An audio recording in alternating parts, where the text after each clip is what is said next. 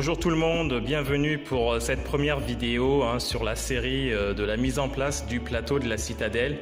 Alors avant que je commence, je vous fais un rapide tour de notre salle de culte.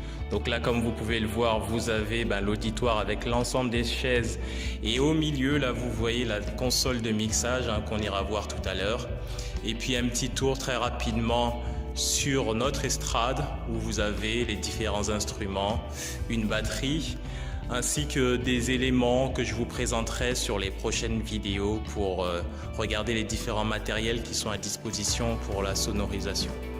Alors comme je le disais, cette première vidéo est la première d'une série qui va traiter de comment assurer la mise en place du plateau, c'est-à-dire de tout ce qui se passe sur l'estrade. Et l'objectif, c'est vraiment de vous l'expliquer dans le détail et visuellement par des vidéos plutôt que de longs articles pour faire en sorte que vous puissiez comprendre le principe et puis je l'espère pour ceux qui vont rejoindre l'équipe de la Sono de comprendre assez rapidement. Alors, je pars du principe que beaucoup d'entre vous sont relativement novices dans le domaine de la sono, donc on va pas être ultra technique, c'est juste pour donner les premières bases. Et si au cours de ces vidéos, il y a des choses qui ne sont pas claires ou que vous souhaitez voir approfondir, surtout laissez un commentaire sur la vidéo, sur la chaîne YouTube ou bien même sur la page Facebook et on se fera un plaisir de vous y répondre. Alors dans cette première vidéo, ce qu'on va voir, c'est on va traiter la problématique de la destination. En fait, pour vous resituer le contexte, l'objectif de la sonorisation, c'est de pouvoir en fait capter différentes sources sonores qu'on ira voir tout à l'heure et de pouvoir ensuite les envoyer de façon la plus harmonieuse possible sur des enceintes que vous voyez dans notre cas qui se trouvent en haut. Là, vous voyez, il y a deux séries d'enceintes que je vous montre qui restituent le son à l'auditoire.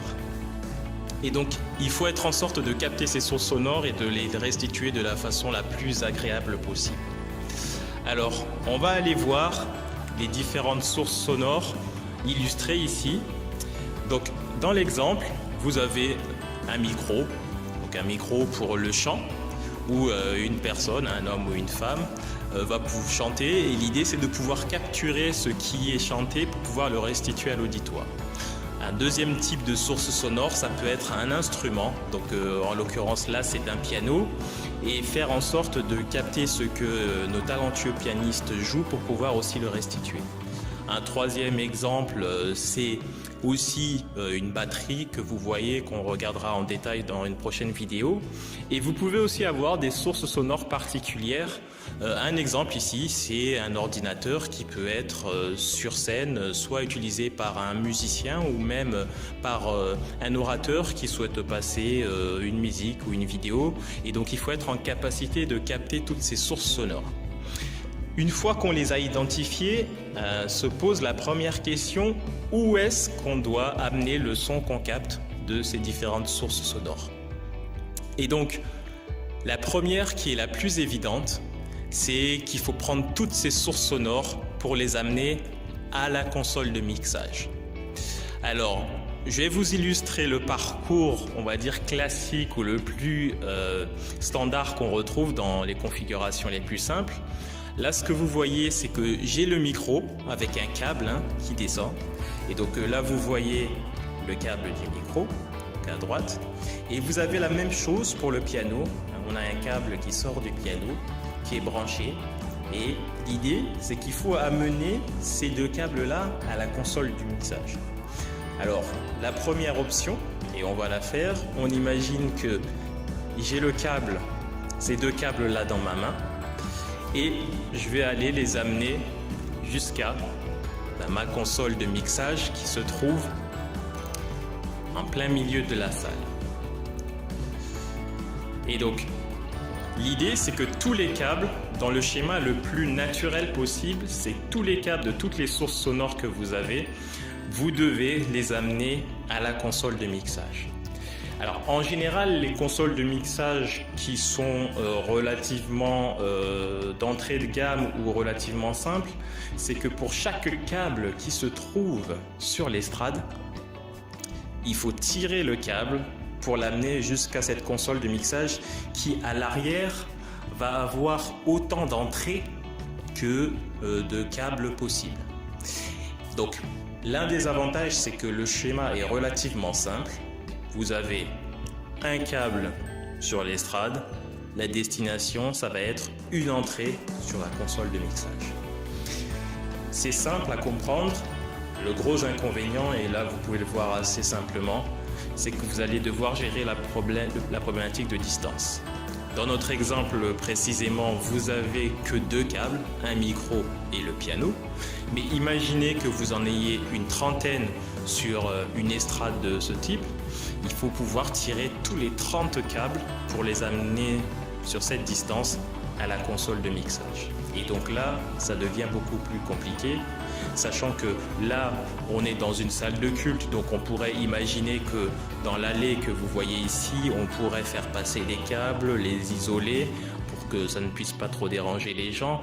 Mais imaginez un concert où là, les gens sont debout, et ben c'est relativement compliqué, voire impossible. Donc là, vous avez première destination, la console de mixage. J'ouvre une parenthèse pour dire que l'endroit où se situe la console de mixage est aussi important. En général, on aime bien être au milieu de la salle comme c'est le cas ici pour pouvoir percevoir ce que l'auditoire aussi entend. Mais dans certaines configurations, vous n'avez pas nécessairement le choix d'où placer la console de mixage et du coup, vous pouvez avoir des sonorisateurs qui se trouvent sur le côté de l'estrade ou voire même sur l'arrière de l'estrade et là, c'est pas forcément optimal. Alors, première option en termes de destination, la console de mixage. C'est ce qu'on va retrouver de façon la plus simple possible en termes de schéma. Par contre, pour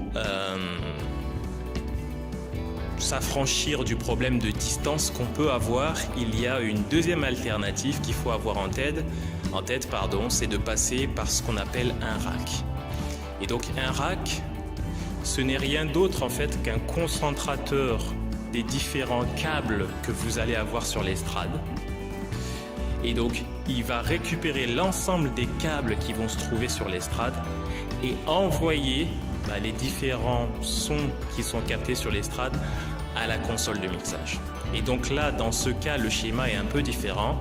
C'est on va tirer tous les câbles que vous voyez sur l'estrade, qui captent toutes les sources sonores, et on va les amener à un matériel qui s'appelle un rack. Et donc là, je vais vous montrer le rack que nous avons à la Citadelle.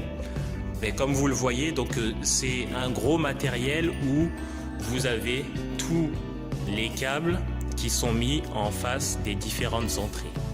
Et donc, ce matériel-là, qu'est-ce qu'il fait?